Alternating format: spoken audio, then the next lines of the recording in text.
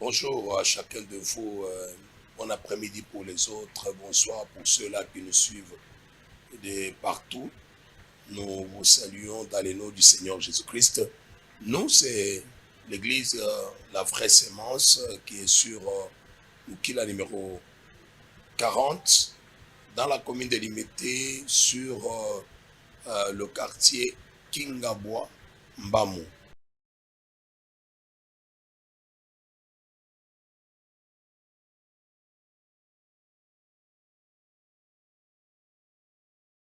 Nous vous présentons toujours notre programme qui a déjà commencé depuis le premier de ce mois ici, qui va prendre fin le 28 de ce mois. Ce programme est un programme de prière, de jeûne et de prière, un programme qui a déjà vraiment, les hommes de Dieu sont intervenus, un nombre des hommes de Dieu, la deuxième ou le deuxième lot vient de terminer, le troisième lot va commencer bientôt là. Notre thème que nous utilisons jusqu'à présent, c'est toujours ce que j'ai écrit, je l'ai écrit, ou encore ce qui est écrit. Une phrase prononcée par Hérode sur la condamnation du Seigneur Jésus-Christ et une inscription qu'il avait déjà placée sur la place publique, et c'était inscrit dans 3 langues. Et les gens ne voulaient pas entendre cela, c'est pourquoi les principaux sacrificateurs sont allés voir Hérode pour lui dire qu'il fallait qu'il enlève cette inscription-là. Alors Hérode leur avait répondu, ce que j'ai écrit reste écrit. Alors nous avons tiré ce thème à partir de la déclaration d'Hérode, une déclaration prophétique dans la bouche d'un Romain, et qui ne savait pas que ce qu'il était en train de dire était déjà écrit comme ça, parce que dans le livre de Matthieu, le chapitre 2e, la Bible parle des mages qui étaient venus voir un roi qui venait de naître, et ce roi-là, c'était le Seigneur Jésus. Alors ils ont dit, nous sommes venus ici pour voir le roi qui vient de naître. Et Hérode avait cherché à enlever la vie de ce roi-là. Le roi a grandi, le roi fait ses affaires. Jusqu'à la fin, le roi a été cloué à la croix. C'est comme si que sur la croix, alors Pilate qui ordonna qu'on inscrive cette inscription sur là.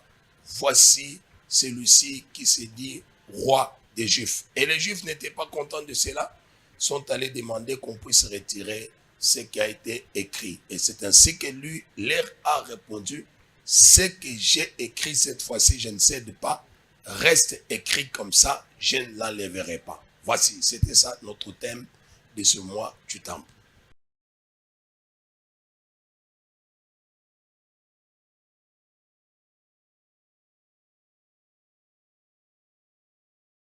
Certainement, ce thème, pour moi, je vais jouer en 2 volets. Premièrement, la question qui nous est posée, ce thème, en voyant tout ce qui s'est passé entre Hérode et Pilate dans leur manière d'agir et le Seigneur Jésus, je dirais que ce thème joue de la prédestination. Pas de la prédestination, il y a des choses que Dieu a déjà prédestinées dans la vie des gens. C'est écrit déjà, quand vous êtes un enfant de Dieu, la prédestination pour nous, les enfants de Dieu, tout ce qui est écrit dans les Écritures, nous devons vivre cela, nous devons toucher à cela parce que Dieu est dans sa parole, il vit dans sa parole. Alors je dirais également que, à part la prédestination, les actes que poserait une personne peuvent aussi inscrire sa vie dans ce qui est écrit. Car lorsque tu poses un acte, ça peut aussi être ça peut alors toucher la vie de plusieurs personnes qui sortiraient de toi. Quand tu inscris quelque chose, chaque acte, chaque parole, chaque geste, c'est une inscription quelque part. Ça peut aussi influencer ou toucher la vie d'une personne comme étant aussi, non pas seulement la prédestination, mais c'est aussi la manière que vous agissez, que vous faites, les actes que vous posez, peuvent aussi alors influencer votre futur ou détruire votre futur. Ça dépend de la manière que vous êtes en train de vous comporter. Ça peut aussi ou ne pas influencer. J'ai des exemples. Il y a des exemples. Lorsque Josué a déboulonné complètement la muraille de Jéricho, il a dit, c'est lui qui va poser un fondement ou c'est lui qui va construire, il va le poser sous ce qui était déjà déclaré là. Il y a une personne qui est venue, qui a fait les actes, il a posé, son premier fils est parti, et aussi, quand il a fini, son dernier fils était déjà aussi parti. Les actes que nous posons peuvent également influencer notre vie d'une manière négative ou positive, et cela pourrait aussi changer ce qui a été déjà écrit à votre égard, parce qu'on peut déjà écrire que vous serez tel, mais par votre comportement, vous pouvez déclasser ce qui a été déjà écrit par vos actes vous-même. Voilà, au moins, j'ai répondu par des volets, oui et non. Oui, parce que c'est déjà écrit. Non, parce que les actes aussi peuvent faire en sorte que ce qui était déjà écrit soit écarté, et par vos actes, vous pouvez tomber dans autre chose, ou par vos actes ou vos habitudes.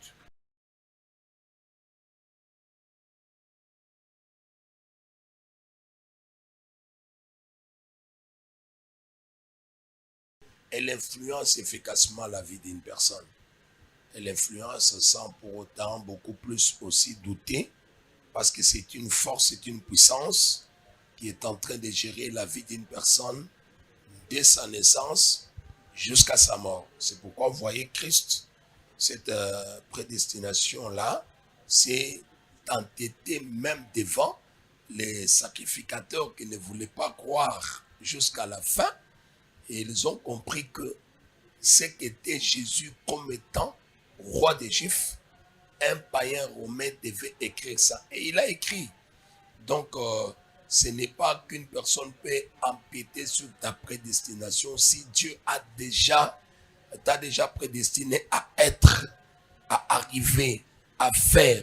Tu y arriveras, tu feras, et personne ne peut empiéter ou écarter, éloigner ce que Dieu a déjà prévu dans ta vie. Donc, nous vivons ce que Dieu a déjà prévu. Même le monde entier, vous voyez, tout ce que nous vivons là, ce sont des choses que Dieu a déjà dites. Il a dit, il y aura la famine, il y aura ceci. C'est ce que Christ ou Dieu a déjà prédestiné. Oui, les actes d'une personne peuvent aussi influencer négativement sa vie, ou bien toucher à la prédestination. Tu as été prédestiné à être, mais par ta conduite. Vous voyez, même les enfants de Jacob, lorsque Jacob veut bénir, il dit, Ruben et Simeon, parce que vous avez fait ceci, vous ne pouvez pas faire cela. À cause des actes qu'ils avaient posés, ils ont été écartés de ce qui devait valoir à leur vie. Les actes que vous posez, vous voyez même la vie d'Israël. La Bible dit que Christ a été destiné à eux. Mais comme ils n'ont pas accepté cette destination de Christ, nous les païens, nous l'avons bénéficié.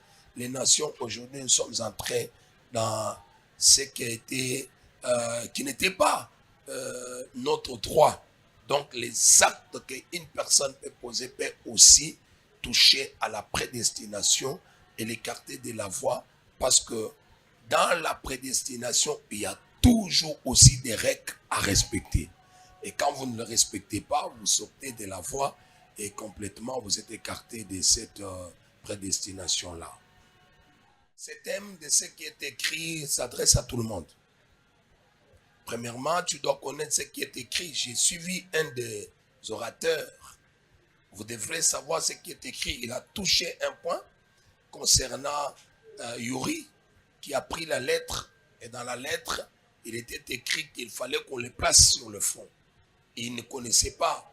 Par ignorance, il va se tuer. C'est écrit, ce qui est écrit, ça peut être écrit pour les enfants de Dieu. Ça peut aussi être écrit pour les païens. Alors il faut le découvrir. Parce que quand tu découvres ce qui est écrit, c'est en ce moment-là que tu pourras soit t'échapper, soit combattre, soit prier, soit demander l'intervention. Mais si tu ne connais pas ce qui est écrit, donc les lois qui nous gèrent, des fois les hommes de droit disent nul n'est censé ignorer la loi. Mais est-ce que nous savons ce qui est écrit? Nous ne savons pas. Nous nous retrouvons déjà nous avons posé des actes et puis on nous dit, nul n'est censé ignorer la loi. Alors mon frère, il faut connaître ce qui est écrit. Surtout pour toi les chrétiens, tu dois connaître pour savoir ce qui est écrit. Regardez par exemple, vous arrivez dans Josué chapitre 1er, le verset 3. Il dit, là où fout la plante de ton pied, je te donne le lieu. Si tu ne sais pas, on va te dominer. Et nul ne tiendra devant toi tant que tu vivras. Si tu ne sais pas, il y aura des gens qui vont dominer sur toi. Mais une fois que tu connais les Écritures, tu sais comment il faut l'appliquer. Tu ne vivras jamais ce qui est écrit dans les mauvais sens, mais tu vivras ce qui est écrit dans les bons sens, selon la parole du Seigneur. Donc, ça dépend, ça influence la vie d'une personne. Ça s'adresse aux païens et aux chrétiens. Si un païen ne connaît pas ce qui est écrit dans la loi de sa famille, dans la loi de là où il vit, alors parce qu'il y a toujours des lois qui gèrent la société d'une manière ou d'une autre. Tu dois connaître ce qui est écrit. C'est pourquoi nous te disons, tire attention avec ce qui est écrit, parce que ce qui est écrit peut influencer ta vie positivement ou négativement.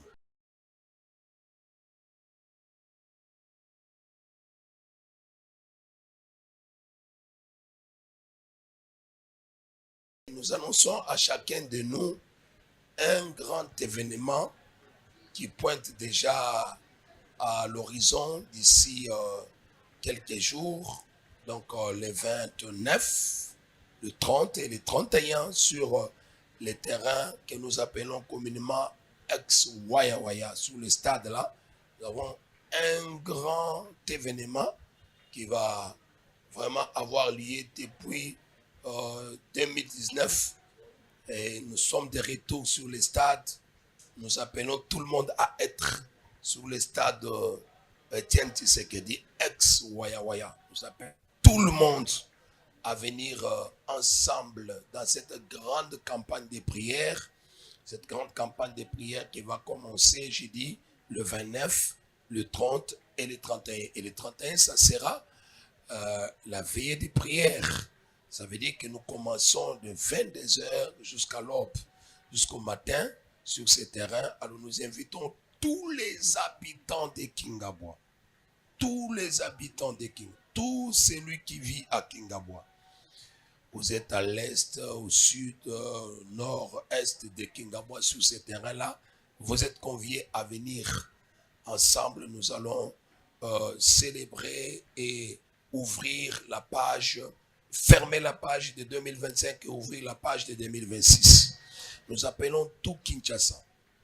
Tous ceux qui vivent à Kinshasa, les 24 communes, vous êtes appelés aussi à venir dans ces grands stades pour que nous puissions passer les 3 jours ensemble. Alors, bientôt là, nous reviendrons encore auprès de vous pour beaucoup plus d'ample de détails. Mais nous vous disons, ça c'est coming soon. Ça vient déjà, les terrains Waya à l'honneur de Christ. Que Dieu vous bénisse.